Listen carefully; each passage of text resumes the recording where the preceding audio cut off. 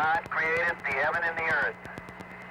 And the earth was without form and void, and darkness was upon the face of the deep. And the Spirit of God moved upon the face of the waters. And God said, "Let there be light." And there was light. And God saw the light, that it was good. And God divided the light from the darkness.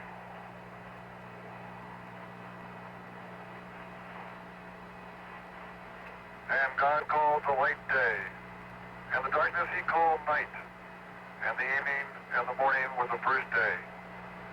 And God said, "Let there be a firmament in the midst of the waters, and let it divide the waters from the waters." And God made the firmament, and divided the waters which were under the firmament from the waters which were above the firmament. And it was so. And God called the firmament heaven, and the evening and the morning was the second day.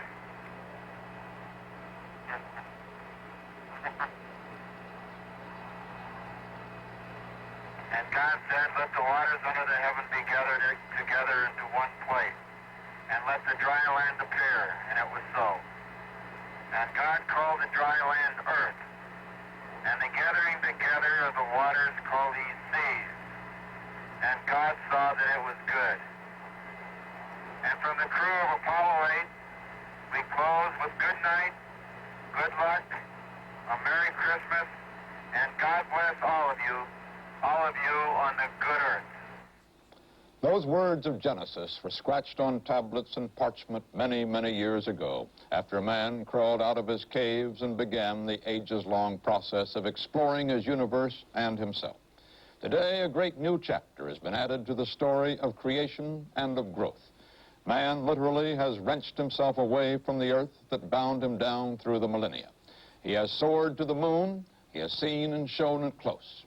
He has come back safe. That is the meaning of the mission of Apollo 8, humankind's first flight into the orbit of the moon, an event sure to be written larger on the books of history than almost any our generation has seen. A year of trouble and turbulence, anger and assassination, is now coming to an end in incandescent triumph. Apollo 8 achieved every one of its major mission aims, and something else. It lifted the spirits of earthbound mortals and carried them too, if only for a while, out of their own horizons. "Let there be light in the firmament of the heaven," said Genesis. Today there is a new light, and in the next hour we will look at its reflection. This is a broadcast about the flight of Apollo 8. This is a CBS News special report, Man at the Moon. The flight of Apollo 8. America's greatest space triumph, and one of man's most remarkable achievements to date, is the result of work by thousands of people and outlays of billions of dollars. We've seen, heard, and talked a great deal about the sophisticated hardware that lifted the astronauts away from the Earth, guided them so accurately to and from the moon, and kept us in touch and informed about their progress. But the three men, Borman, Lovell, and Anders, were the heart and soul of the mission, although their very human personalities tended to be submerged beneath their cool, smoothly functioning technical skill. But they carried with them man's many hopes and dreams about someday leaving his planet, and in interviews with David Shoemaker in Houston prior to the flight, they revealed how they felt. I'd like to be on the first team, and I think that friendly competition among groups, among nations, among people is always healthy. I think the competition which we have in space between the Soviet Union and ourselves is very healthy. Of course, I'd like to be the first around. Not saying the complete truth, I didn't feel that I hoped that our flight or a flight of Americans will be the first to see the backside of the moon. I don't believe that the program as a whole would have survived as well after the fire if we wouldn't have had this momentum and this desire to complete this goal. I think it was a good idea. You know, we've been planning this flight for years and years, and sometimes when you read about it and hear it for so long, you think that the goal is academic, you know. You don't really finally understand that you're really going to try something like this. And now it's getting closer, and we're not just talking about something in the future. We're talking about something right now. The goal, to me, is just as important as it was back in 1961. I think that what risks there are have been well considered and designed for to attempt to alleviate these risks. And I think that the gain that we will get to our Apollo program and the gain that our country and all the nations in the world will receive from this first step of exploration will certainly make any risk I might take more than worth it. We've taken a rather conservative approach to this first lunar mission. It's one that makes sense. We're doing it where we only have to bother or concern ourselves with one vehicle. We don't have to train for a rendezvous or a lunar landing. And really, you know, this is the program we've been working on for almost 10 years now, so there's a lot of good, hard engineering in it. I don't really think we've left anything unturned. I hope we haven't. Of course, you'll never know until we finally do it. So these three quiet men prepared for what Commander Frank Borman later was to call a fantastic voyage. As head of the three-man Apollo crew, Borman already was a veteran of the space program. He became an astronaut 6 years ago after a career in aviation which followed his graduation in 1950 from West Point. Now an Air Force colonel, the 40-year-old Borman is married and has 2 teenage sons. James Lovell, the pilot of the Apollo Command Module, is also 40 and flew with Borman on the 2-week flight of Gemini 7. Lovell, a Navy captain and graduate of Annapolis, actually replaced astronaut Mike Collins on Apollo 8 after Collins ran into medical problems from a bone spur on the neck. Lovell is married and has 4 children. The youngest Apollo 8 crew member, lunar module pilot William Anders, 35, was a space rookie until this flight. He's a major in the Air Force and also a graduate of Annapolis. In addition, he has a master's degree in nuclear engineering. Anders, too, is married and has 5 children. So these 3 men, joined in a spectacular adventure, last Saturday morning took their final walk across the Earth before leaving it for more than 6 days.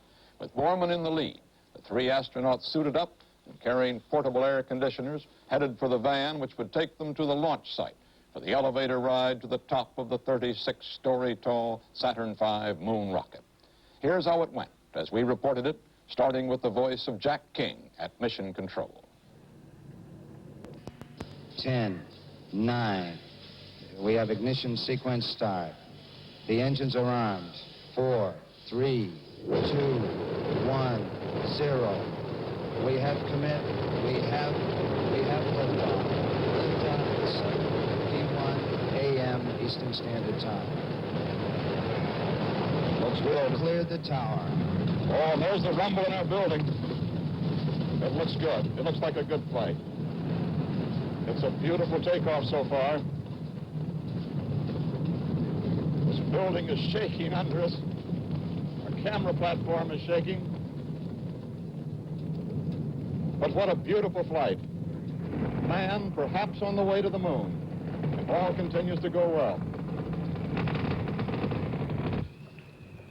And our great VU cameras are picking up the spacecraft. 25 more seconds, the other 4 engines of the first stage should cut out. 2 minutes, 25 seconds. The rocket then will be 20 miles high and going 3,000 miles an hour.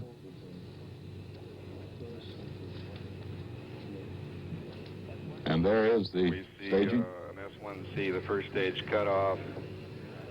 S2 has ignited, we can confirm.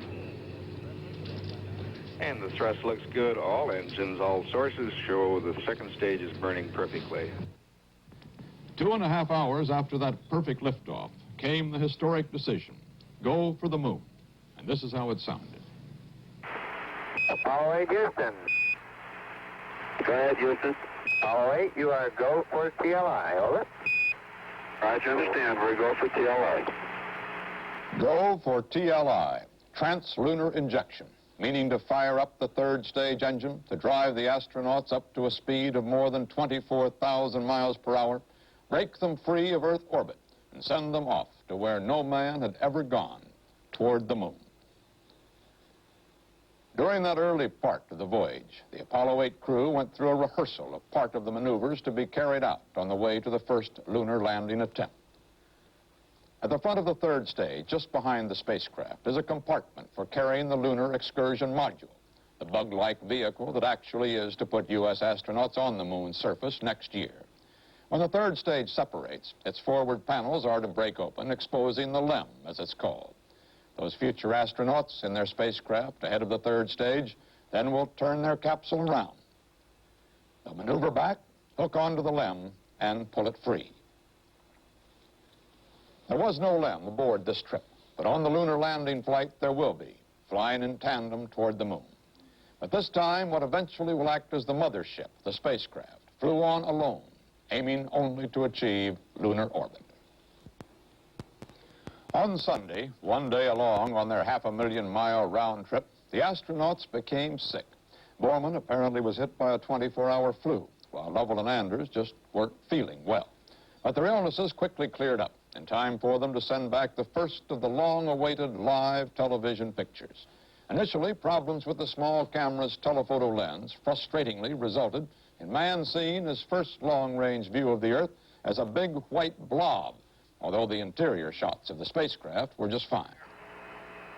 Okay, we're rolling around to a good view of the Earth, and as soon as we get to the good view of the Earth, we'll stop and let you look out the window at the scene we see. Jim Lovell down in the lower equipment bay preparing lunch,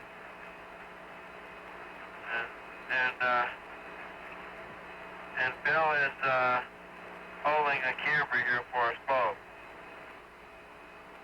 Okay, we have a picture. You seeing nothing? Okay, it's a little difficult to see what we have. That's the Earth, but it's not the telephoto lens, unfortunately. It's just a regular inside lens. This transmission is coming to you approximately halfway between the moon and the Earth. We've been 31 hours, about 20 minutes into flight. We have about less than 40 hours left to go to the moon. You can see Bill's got his toothbrush here. He's been brushing his teeth regularly to demonstrate how things float around zero G. Looks like he plays for the Astros the way he tries to catch that thing.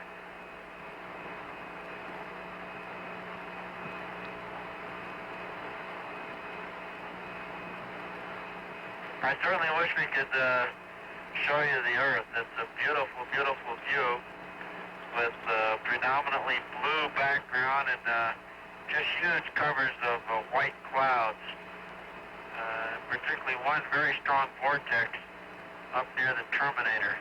Very, very beautiful.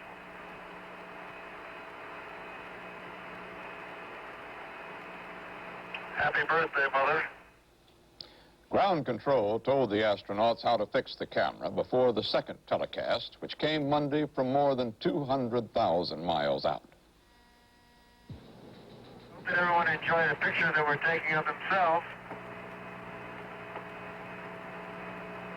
How far away from Earth now, Jim, about? We have you about 180,000. Looking at yourself. All right, you're looking at yourselves as seen from 180,000 miles out in space. Mike, what I keep imagining is if I'm some lonely traveler from another planet, what I think about the Earth from this altitude, whether I think it'd be inhabited or not. You don't see anybody waiting, is that what you're saying? Well, I'm just kind of curious whether I would land on the blue or the brown part of the Earth. You better hope we land in the blue part. So are we, babe. Jim is always for land landings. To give you some idea, Mike, what we can see, I can pick out the southwest coastline of the Gulf and where Houston should be, and also the mouth of the Mississippi. I can see Baja, California, and that particular area. I'm using a binocular, which we have aboard. All right, well, we're seeing the entire Earth now, including the Terminator. Of course, we can't see anything past the Terminator at all. Are you able, with your binoculars, to see the dark horizon or anything past the Terminator? Negative, Mike. We can't see anything past the Terminator with the binoculars or without them. The flight continued on near perfect course, the spacecraft now in the dominant pull of the moon's gravity, being dragged along faster and faster. The first men in history to reach the moon now were preparing to go around it, losing all contact with Earth while they traveled across the backside, where they would perform the critical braking maneuver needed to achieve orbit. Apollo 8, Houston, all systems go, over. Thank you, Houston, Apollo 8. Roger, Frank, the custard's in the oven at 350. Current altitude away from the moon, 377 nautical miles. Thanks a lot, Drew. We'll see you on the other side. You heard the remark of Jim Lovell. Thanks a lot, troops. We'll see you on the other side. It was an agonizing wait for those back on Earth. This animation shows how the 20,000-pound thrust spacecraft engine was fired to slow the capsule and prevent it from whipping around the moon and heading back toward Earth. The initial blast was to put the Apollo 8 into an elliptical orbit, to be corrected later to a near circular path 69 miles above the lunar surface. But on the ground, no one yet knew if that braking maneuver had worked or even taken place. And then, as Apollo 8 came around the moon, voice contact again was established. We've got it. Apollo 8 now in lunar orbit. There's a chair in this room. This is Apollo Control Houston, switching now to the voice of Jim Lovell. First status report as follows. Burn on time. Burn time, 4 minutes, 6.5 seconds. VGX minus 1.4. Attitudes nominal. No trim. VGY was 0. VGZ was plus 0.2. Yellow VC was minus 20.2. Orbit 169.1 by 60.5. Almost on top of the success of achieving lunar orbit came Apollo 8's first live television pictures of the moon's forbidding surface.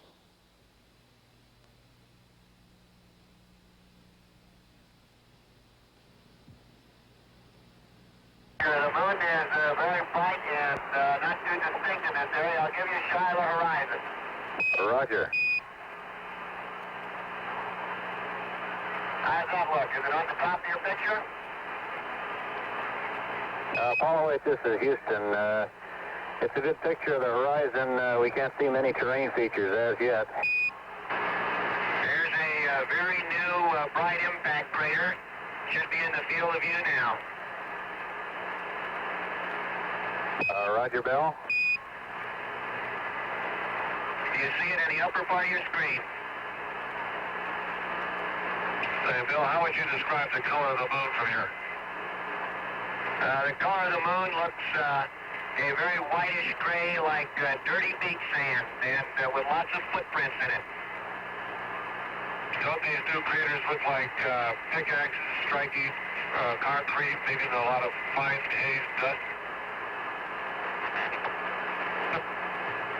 Jerry, as a matter of interest, there's a lot of what appears to be very small new craters that have these little white rays radiating from them.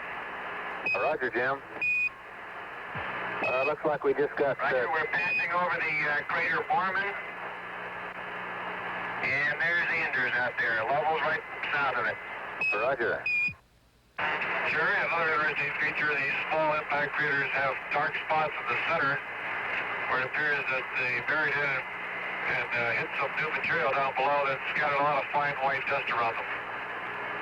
Roger, understand, Jim.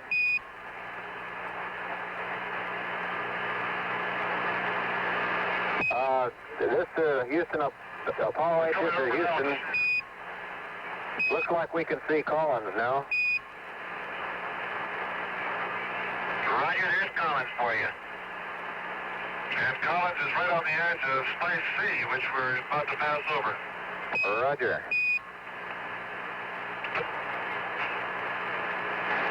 Houston, this is Apollo 8. We're going to terminate our program for this pass and get on with preparations for LOI 2 if you say we're go. That LOI-2 maneuver just referred to was executed perfectly, putting Apollo 8 into the proper 69-mile-high circular orbit. Later that night, there was another telecast in which the astronauts described their thoughts on what lay below them. It is a different thing to each one of us. I think that each one carries his own impressions of what he's seen today. I know my own impression is that it's a vast, lonely, forbidding type existence or expanse of nothing. It looks rather like clouds and clouds of pumice stone. And it certainly would not appear to be a very inviting place to live or work. Jim, what have you thought most about? Well, Frank, my thoughts were very similar. The vast loneliness up here on the moon is awe-inspiring, and it makes you realize just what you have back there on Earth. The Earth from here is a grand oasis in the big vastness of space. Bill, what do you think? I think the thing that impressed me the most were the lunar sunrises and sunsets. These in particular bring out the stark nature of the terrain, and the long shadows really bring out the relief that is here and hard to see in this very bright surface that we're going over right now. The flight of Apollo 8 was a spectacular success even before the crew began their risky flight back to Earth. Soviet space scientist Leonid Saitov said as the homeward journey began, "This event goes beyond the limits of a national achievement and marks a stage in the development of the culture of Earthmen." But the flight also was a great national achievement, and this was noted by 3 of the Western world's leading scientists. Our correspondents interviewed Britain's Sir Bernard Lovell, U.S. Nobel laureate Harold Urey, and American astrogeologist Eugene Shoemaker. First, Lovell. In purely scientific terms, for astronomy, for example, how do you view Apollo 8? Is there a lot of new information for you Yes. come out of this? I doubt if there will be a tremendous amount new as far as the astronomers are concerned from Apollo 8, but of course it was never intended to be a purely scientific enterprise. For science, the significance of the flight is that it is an immensely important stepping stone to the whole Apollo program, which we hope will now end up by getting the American on the moon in 1969. And then the astronomers like myself will be very, very interested indeed in the material which is returned home. What about the photographs? They should have, for example, Yes. still pictures Yes. back from this. Yes, I imagine that when we see those photographs, they really will be quite splendid and marvelous. But of course, so have the photographs sent back by the lunar orbiters and the surveyors. They have also given many revelations about the nature of the moon. Therefore, I don't think we ought to expect too much from the purely scientific point of view from Apollo 8. Is this really a springboard, then? Yes, I think it is. It's a springboard and an amazing demonstration of American competence and virility. Many tributes have been paid to the engineering excellence, but what amazes me also is what I think you call the logistics, the organization and management of this vast project. After all, it's only less than 8 years since President Kennedy started off the program, and the accomplishment in that time, in spite of the setbacks, is really stupendous. We must remember that it is not primarily a scientific business at all. It is done as the pyramids were built or as the Parthenon was built, something we can do that's magnificent and wonderful. Man is made that way. Whenever there's a challenge of this kind, someone somewhere will pick it up. We will go to the South Pole or the North Pole or climb Mount Everest or do things of this sort. Why does man pick up a challenge like this, Doctor? I don't know. He's made that way. He's done it all through history. And now we've come to a point in which we can go to the moon, and somewhere someone is going to go to the moon. And I would be very sorry indeed if my country, the richest, the most powerful country in the world, didn't try to do it. And didn't try to do it first, as a matter of fact. I think there's a much stronger purpose, a national purpose, in going into space. And that has to do with the fact that space is there now within our grasp. It's now within the possibility to be explored. We have the technique to do it, but it requires a great deal of effort. It's a very difficult thing to do. And I think by this nation reaching out, by striving to do this, and by being bold enough to go ahead and explore, not just the moon, but beyond the moon, later on, other terrestrial planets, we'll be engaging in an activity that leads us on as a nation. It gives us forward momentum to do this. If one looks back through history, you will find that most nations or societies that have come to prominence in history have been ones that were actively reaching out in one way or another, exploring in one way or another. I think it's an index of the spirit of the people at that time, as well as of their technical ability.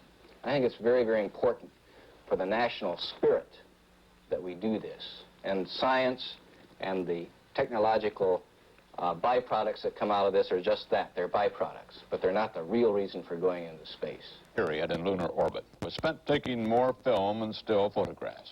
From these, scientists will learn more than they've ever known about the Earth's nearest neighbor in the universe and pick the spot where the first U.S. astronauts are to land.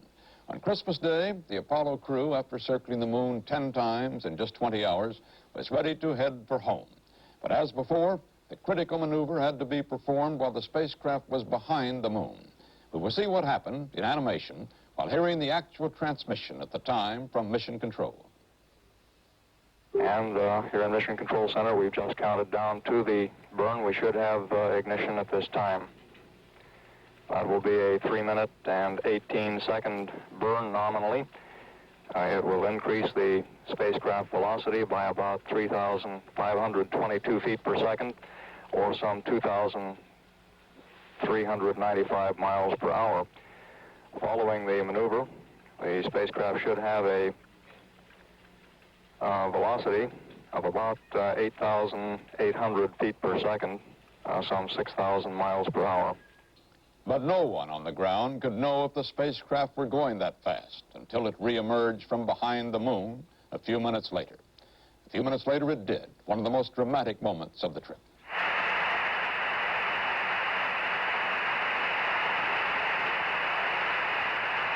Apollo 8, over. Hello, Apollo 8. Loud and clear. Roger. Please be informed there is a Santa Claus. Later came a Christmas Day telecast. What we thought we'd do today was just show you a little bit about life inside Apollo 8. We've shown you the scenes of the moon, scenes of the Earth, and we thought we'd invite you into our home. It's been our home at least for 4 days. You can see on the instrument panel, we mark off each day on the instrument panel. We've 4 down and we're working on the 5th day. Of course, we're all looking forward to the landing on Friday. And down here in the part of the spacecraft that we call the lower equipment bay, we have the President's Advisor on Physical Fitness, Captain Jim Lovell, about to undergo an exercise program that we do every day. You notice that he floats around very freely, just bumping his head on the optics of our navigating.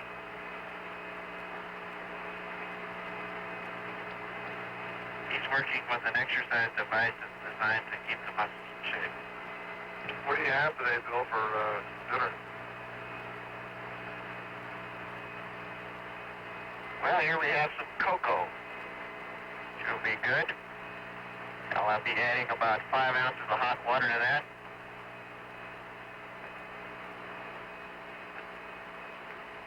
These are little sugar cookies.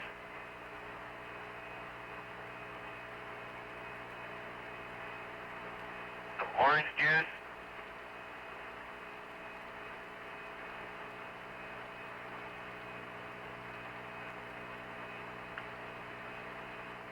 Corn chowder.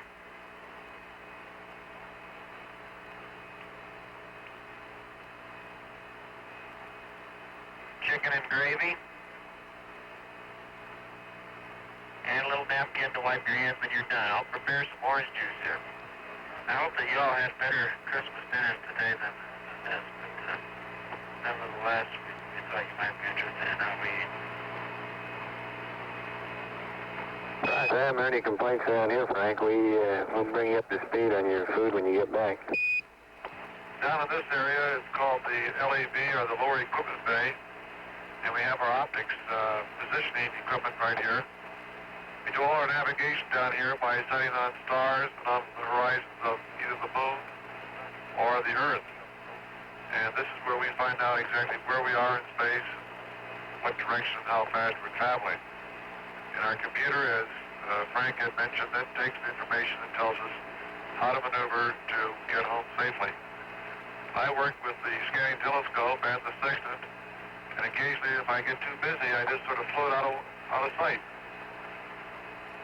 and go up into the tunnel, which is the tunnel to the hatch of the lunar module, which we don't have aboard, of course.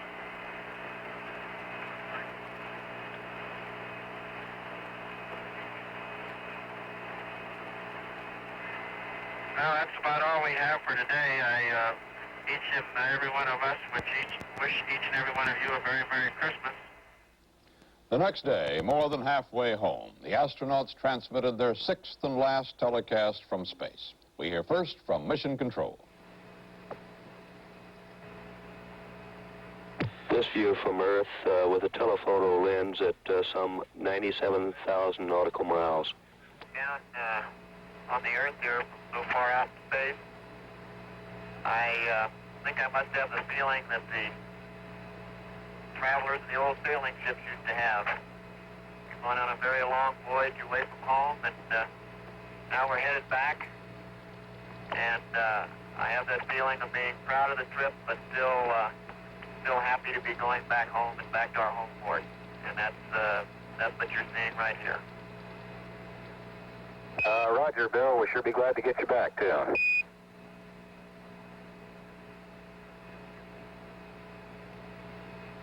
This is Frank Borman. We've enjoyed the television shows, and we invite you to stay tuned in the future, because there'll be flights in rendezvous in the Earth orbit, and then, of course, there'll be television from the lunar surface itself in the not too far distant future. So until then, I guess this is the Apollo 8 crew signing off, and we'll see you back on that good Earth very soon. Roger, Frank. Adios. This morning, the perfect flight of the remarkable Apollo 8 ended in the pre-dawn darkness of the mid-Pacific, southwest of Hawaii. On target, on schedule. But before starting its long descent to splashdown, the cone-shaped command module carrying the astronauts had to separate from its service module and successfully penetrate one more barrier, the Earth's own atmosphere. The voice of Mission Control begins the last chapter of the flight story. The flight director has confirmed separation of the command module and the service module. We've been looking at data on the command module alone, and all the values look quite good. The total blackout we're predicting this morning is on the order of 3 minutes. But since we have very little experience re-entering at these velocities, we must caution you that those are only estimates. And we have lost signal. Our network controller says we lost signal at 1:46 minutes and with very nearly 46 seconds.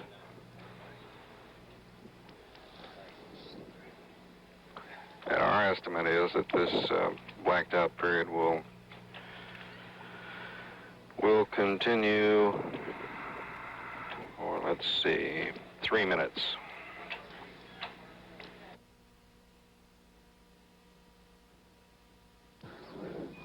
It's now just 2 minutes past the time when we should have heard from the spacecraft through the blackout. Ken Mattingly puts in another call. And there's Jim Lovell. Ha-ha! He says we're looking good. I can't tell whether it's Borman or Lovell. Let's try to cut it in. We're in real good shape here. Real fine. 146 hours, 58 minutes. Recovery 2 within the last minute. As reported, they have a flashing light in sight, and they followed that with, we have voice contact with the crew. Yes, we saw the spacecraft coming down off the port side of the aircraft carrier. A bright light in the sky, slowly descending toward the surface of the Pacific. It's now 5,000 yards from the Yorktown, and at just about this moment, it should be landing on the surface of the water. The astronauts waited patiently for more than an hour in their bobbing space capsule for dawn and the swimmers from the rescue helicopter hovering overhead. When dawn came, the astronauts climbed into a life raft and were hoisted aboard 80 minutes after splashdown. Astronaut Foreman and Lovell and Anders standing on the steps, and a great cheer goes up from the sailors out here on the flight deck. All of them looking in very good condition, needing a shave, of course. Shaking hands with Ben James. There's Captain Lovell shaking hands with Ben James. Walking slowly down the red carpet, accompanied by John Stonecipher and Ben James.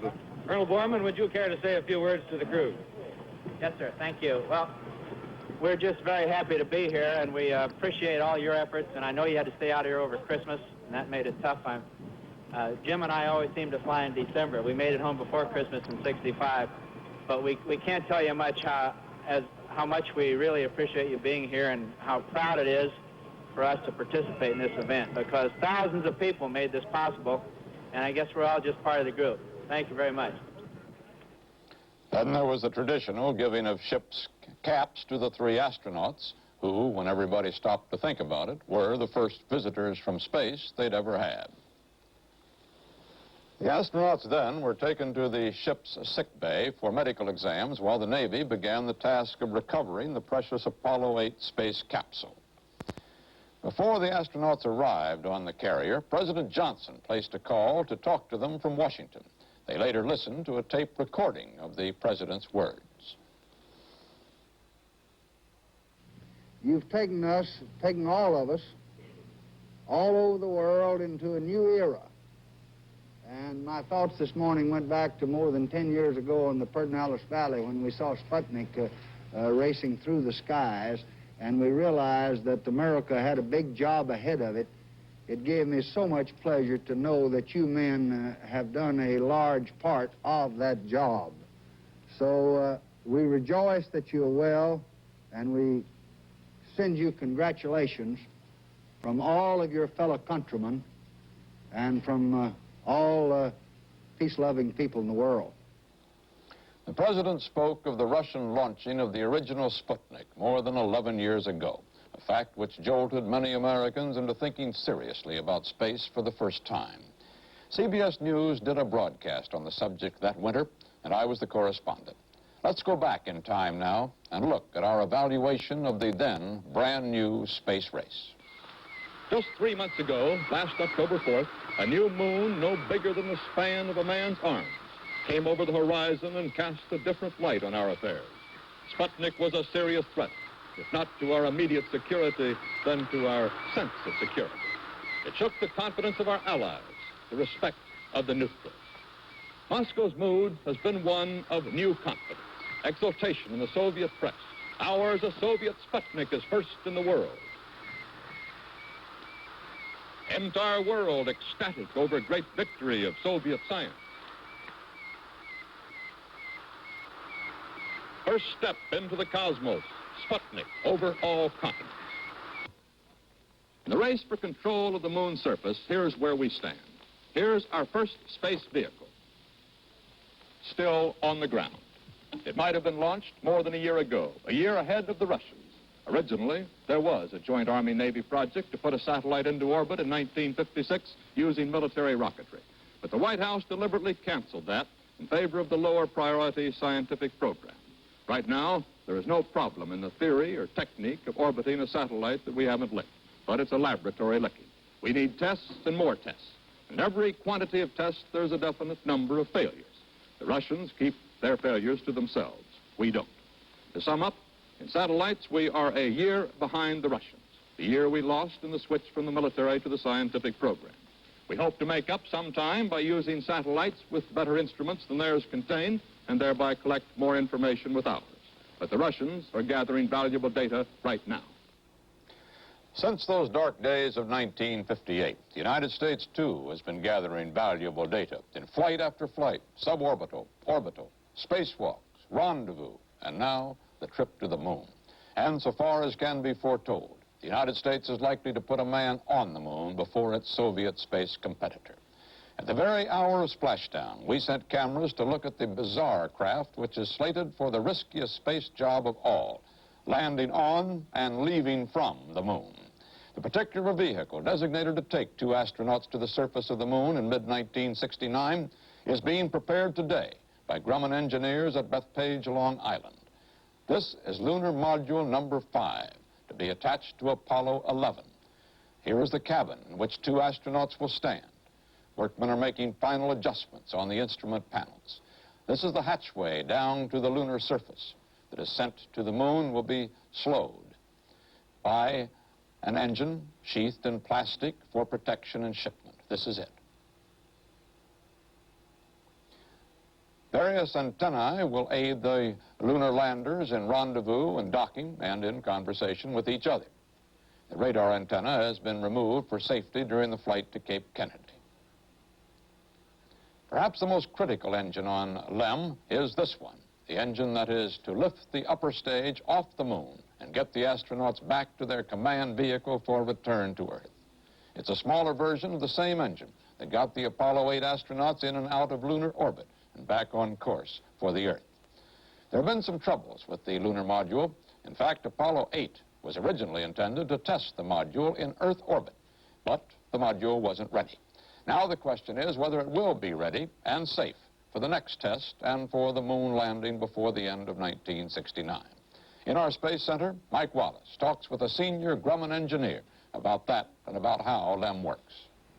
This strange-looking bird, the LEM, Mr. Kelly, how does it work? Well, this is the spacecraft that's used to take men down to the lunar surface. And it's docked to the command module, which the conical-shaped part of the spacecraft docks to the top of LEM here. And 2 of the 3 astronauts enter LEM by crawling in through this tunnel. Once inside, they detach the LEM from the command and service modules, and using this throttleable descent rocket engine, they descend to the lunar surface. That's the only throttleable rocket engine known to man, I gather. Yes, it is. It has to be throttleable in order to land very softly on the surface with the landing gears you see here. Then what? Well, once on the surface, the astronauts will come out through the front hatch here and climb down this ladder to explore the lunar surface. They'll take out some scientific equipment from one of the bays here. When they've completed their experiments, they re-enter the LEM, and the upper portion of the LEM detaches from the lower portion. Hopefully. And this is called the, oh, definitely. And this is called the ascent stage. And we blast off from the lunar surface using this rocket engine here, the ascent rocket engine. We then rendezvous into lunar orbit with the waiting command and service module. We're tracking them all the time with our rendezvous radar. You can see the antenna from that here. Now, there's no backup system on this ascent module, is there? No, it has to work in order to get the men safely home. When they turn the ignition, if nothing happens, then there's just no way for anybody, any place to help them. That's correct. That's why we've made it as simple and reliable as we possibly can. Is that why you are overdue with the LEM? I gather that it's somewhat behind schedule, and there's been some skepticism as to whether you were going to make it in time for Apollo. Well, you didn't make it for Apollo 8, which was supposed to be a LEM mission. Well, we were very close on Apollo 8. We were having some relatively minor troubles with electromagnetic interference on our spacecraft at the Cape at the time that the missions were being reviewed. Now, it also happened that NASA was quite interested in performing the type mission that we just saw on Apollo 8 because they could have, without LEM being there, they could take additional fuel reserves for the lunar orbit. So that's why they went that way. Apollo 9, the next one, the LEM goes along, but this is just Earth orbit. What happens with LEM? LEM will rehearse in Earth orbit all the steps except actual landing for the lunar mission. We will fire both of our rocket engines We will separate the ascent from the descent stages and go through the entire mission. We will even practice an emergency procedure, which is walking in space from the forward hatch of LEM into the side hatch of the command module. And Apollo 10, you're going all the way to the moon, and LEM is going to descend, I understand, to within 50,000 feet of the moon's surface. Yes, Apollo 10 will at least go out into the vicinity of the moon. Is it possible that Apollo 10 will actually land on the moon? It's possible, but I'd say not likely. We think we'll probably want the 2 full manned missions before we actually go for the landing. Mr. Kelly, is the LEM ready? Yes, sir. And you'd go along? Right today.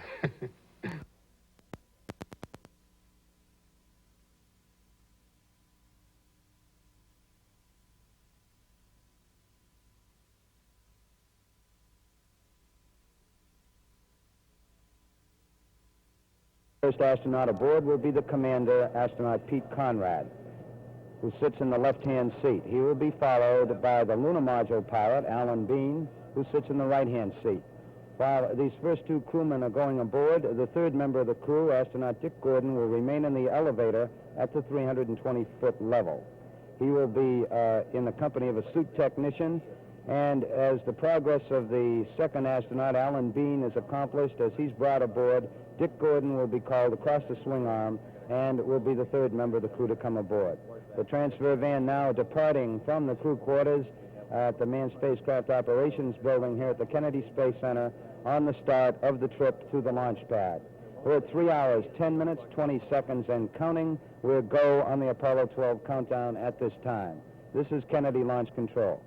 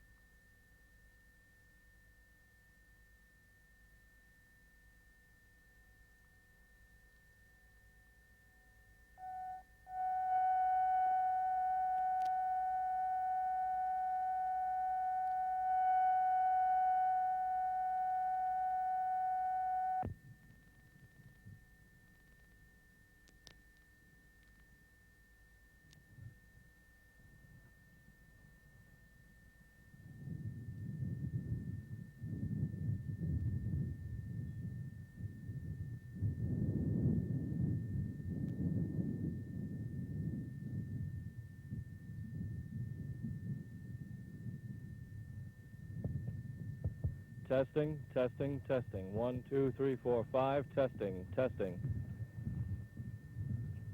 You are right there. Now, if you're blocked by these 2 buses, in case of emergency, if you have to get out before the motorcade leaves, we'll lift the rope and get you right out there. Okay, good, Jack. I don't think I'll have That's the only place we get. Okay, good. Go right back in low. All right, good. That's nice. You guys can do anything, can't you? I appreciate it, Jack. Testing, testing.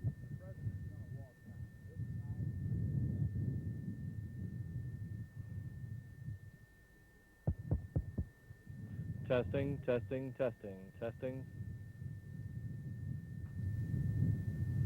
Testing, testing.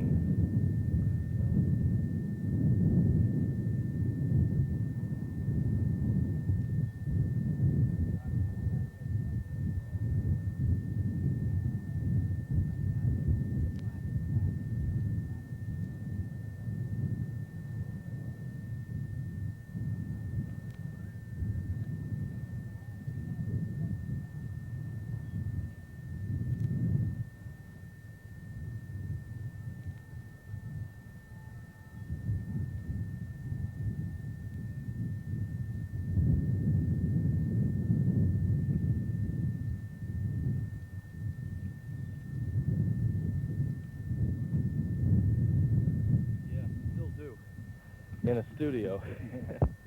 No, I don't mind a remote. Do you know why this walkway is divided? And I have do you no know idea. which side the president's going to walk now? I don't know at all. I can't find it's kind of a anybody who mystery. knows. It's kind of a mystery to Well, me. I wish you'd walk But down you- over there. It'd be easier to cover on camera. Yeah.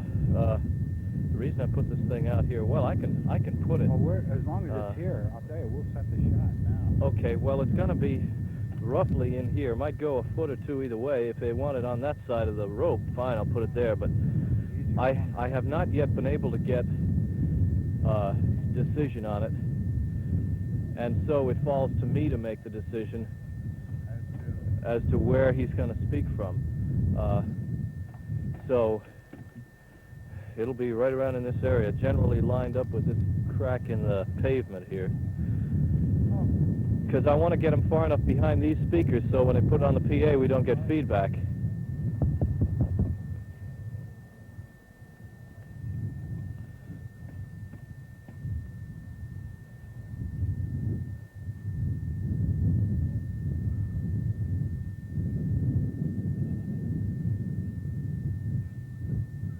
Huh? What?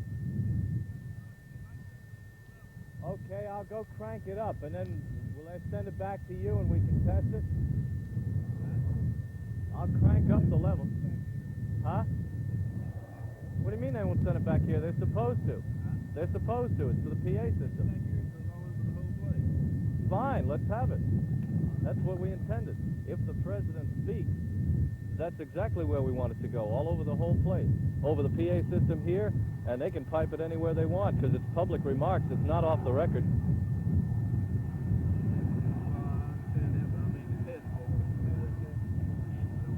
Well, we got to test the bloody thing some way. I want that test done. I don't care who's up there. The White House wants that test done. I'll give them a higher level. I'm gonna make a test count, maybe 1 through 10, and then back down to 0. Right. Right, just like if the president was talking. It'll be a short test. They're probably hearing what I say now, so that's why I'm close up to the microphone. It'll be a short test. I'm not going to talk very long. I just want to make sure this PA system works. Thank you. Okay, I'll go turn it up now.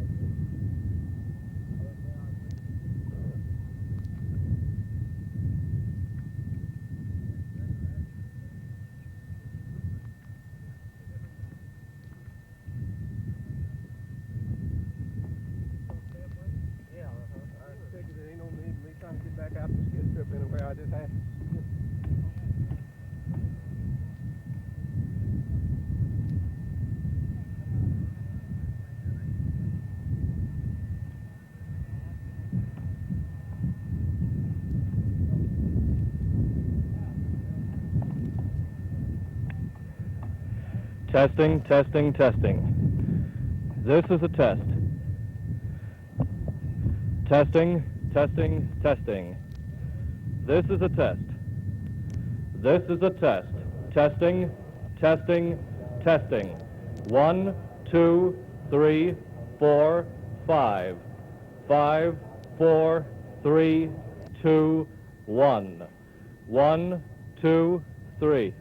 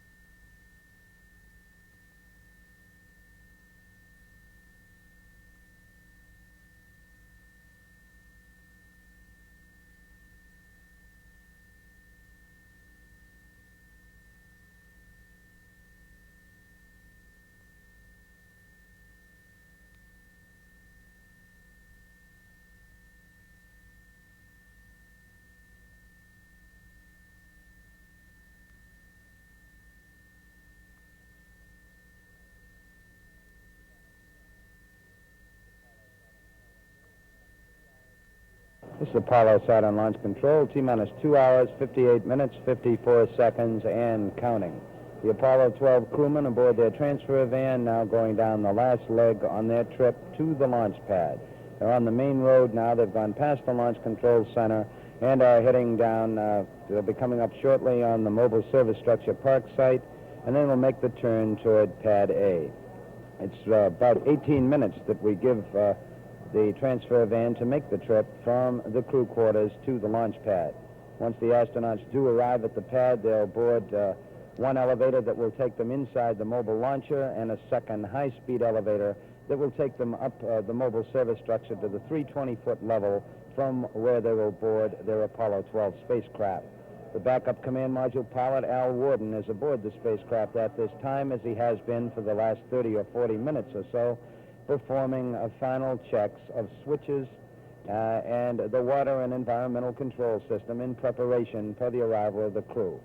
Standing by in the White Room, awaiting the arrival of the astronauts, are the pad leader, a command module technician, and a quality control representative. We expect the crew to board the spacecraft starting at the 2-hour, 40-minute mark in the count. This is the way it is according to the book, which would be some 17 minutes from this time. It could be earlier, depending on their arrival. We had some rain in the launch pad area. It's difficult to tell whether it is still raining at this time in the pad area. However, the weather forecast still stands as acceptable for our launch attempt at 11:22 a.m. We're continuing to monitor the status of the launch vehicle here in the firing room at the Launch Control Center. All is well with the countdown at this time. We are go for Apollo 12. 2 hours, 57 minutes, 3 seconds, and counting. This is Launch Control.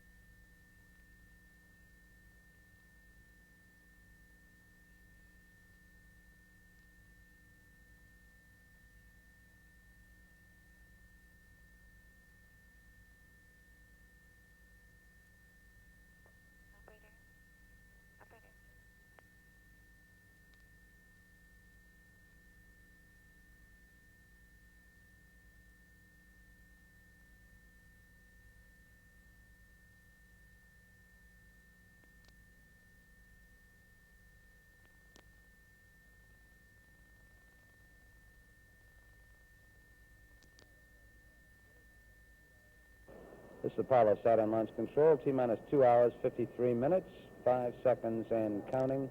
The prime crew for Apollo 12 now has arrived at the launch pad. The 3 crewmen are aboard the first of 2 elevators they'll use to get to the 320-foot level. They're now joined in the elevators by the 2 suit technicians. The first elevator will take them to the A level inside the mobile launcher. Once inside, they will walk through the A level of the mobile launcher to catch one of the 2 high-speed elevators that are located at the A level. These elevators can travel at 600 feet per minute. They will take the astronauts, all 3 crewmen, up to the 320-foot level, from where Conrad and Bean will cross the swing arm to approach the White Room where their spacecraft is located. The astronauts now going into the A level of the mobile launcher. They step across a bulkhead, walk down a short hall, and then aboard a waiting elevator. This elevator is controlled by the capsule communicator here in the firing room, who is astronaut Paul Weitz for this mission. The Apollo 12 astronauts now going down the hall. They'll board the high-speed elevator and should be up near the spacecraft shortly. 2 hours, 51 minutes, 48 seconds and counting. This is launch control.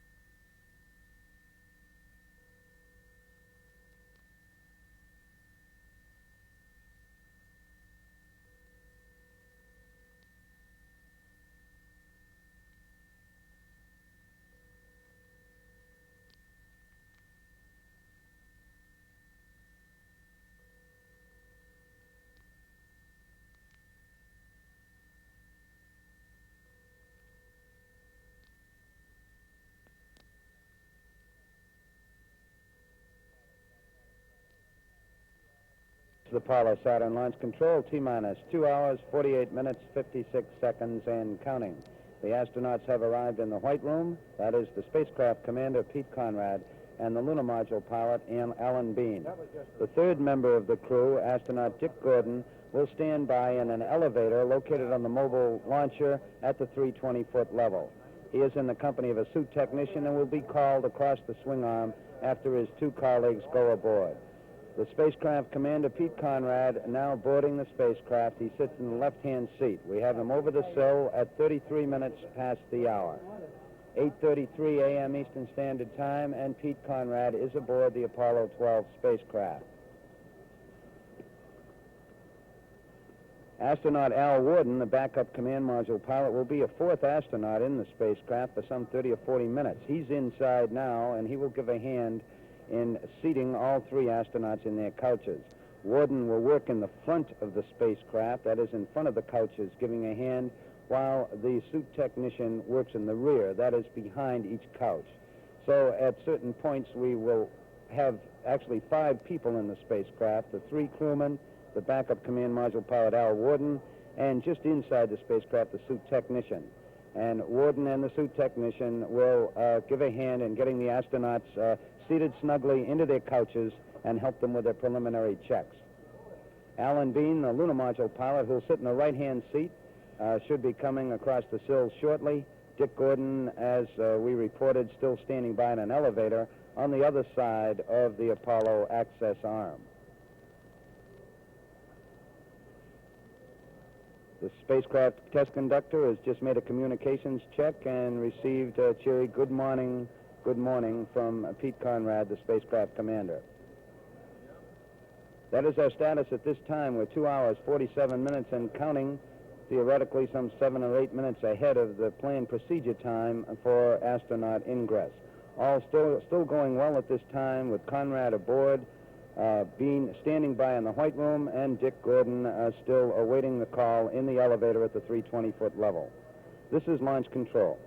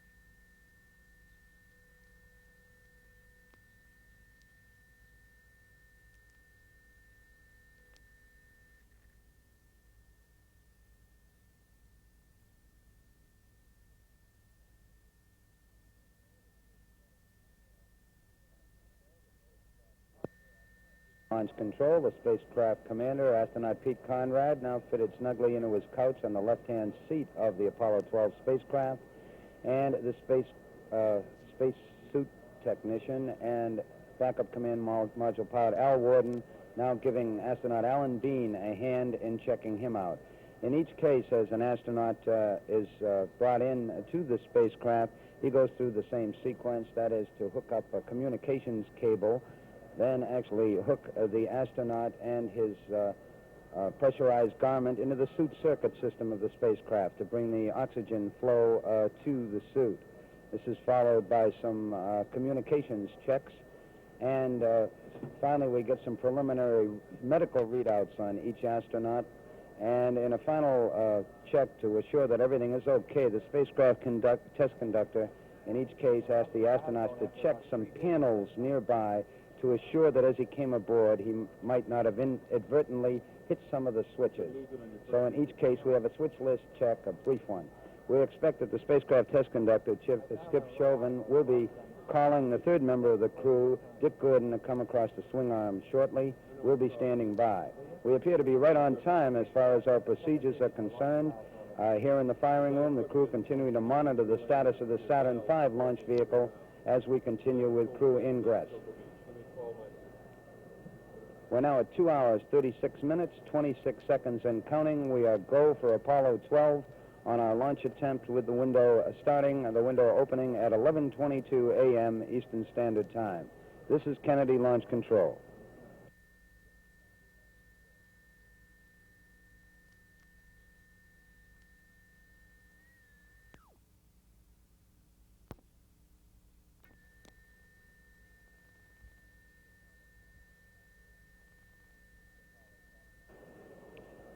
This is Apollo Saturn Launch Control, T-minus 2 hours, 28 minutes, 55 seconds and counting.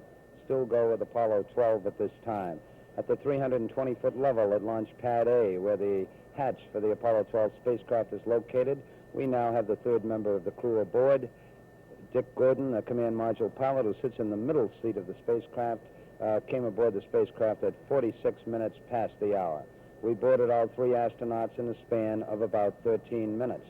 At this time, the spacecraft test conductor talking with the crew in the White Room and aboard the spacecraft, going through the final checks of getting astronaut Dick Gordon aboard, getting him checked into the couch, tied into the suit circuit system, having him check a few switches to ensure that he did not bump any on the ingress activity.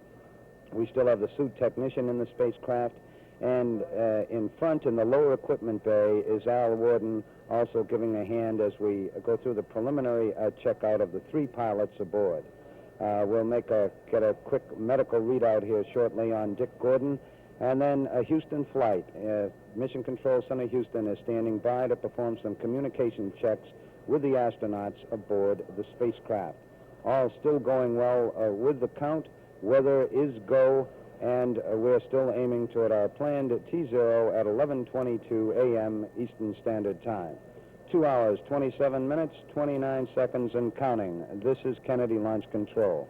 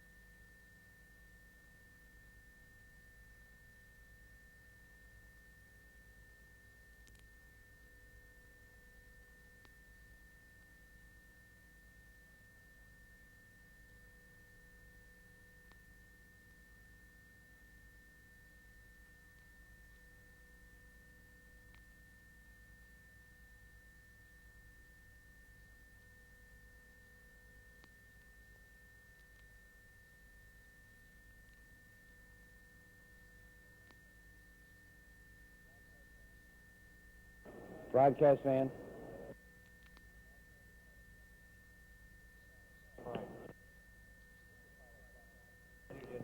This is Apollo Saturn Launch Control at T-minus 2 hours, 18 minutes, 35 seconds, and counting. Still proceeding on schedule, in fact, a few minutes ahead of schedule in our preparations for the launch of Apollo 12. Our checkout in the spacecraft command module going well at the 320-foot level. We've just had Al Warden, who was for a while the fourth astronaut aboard the spacecraft. He has just come out after giving the three prime pilots a hand on their preliminary checkouts. We'll be ready in a short while here, perhaps a little ahead of time, to close the hatch. And we'll be coming up with some more command checks from the Mission Control Center in Houston. These are checks in which Houston can send commands to the spacecraft, and the astronauts confirm that these commands have been received and actually accepted by the spacecraft computer. This is a requirement, of course, for launch, that following liftoff, if necessary, direct commands could be sent from the ground to update the spacecraft computer. Our countdown still going normally here in Firing Room 2, the crew continuing to monitor the overall status of the Saturn V launch vehicle, keeping a close eye on the various propellants aboard, and all our propellants are stable as the countdown continues. All still going well. The pad leader has just reported that he's ready to close the hatch, and it looks like hatch closure is coming up in a matter of seconds. The hatch being closed now at about 5 minutes past the hour. We seem to be progressing very well in our work up there at the 320-foot level with the three astronauts and their preliminary checkouts aboard Apollo 12. 2 hours, 16 minutes, 57 seconds, and counting. We are still go on Apollo 12. This is Kennedy Launch Control.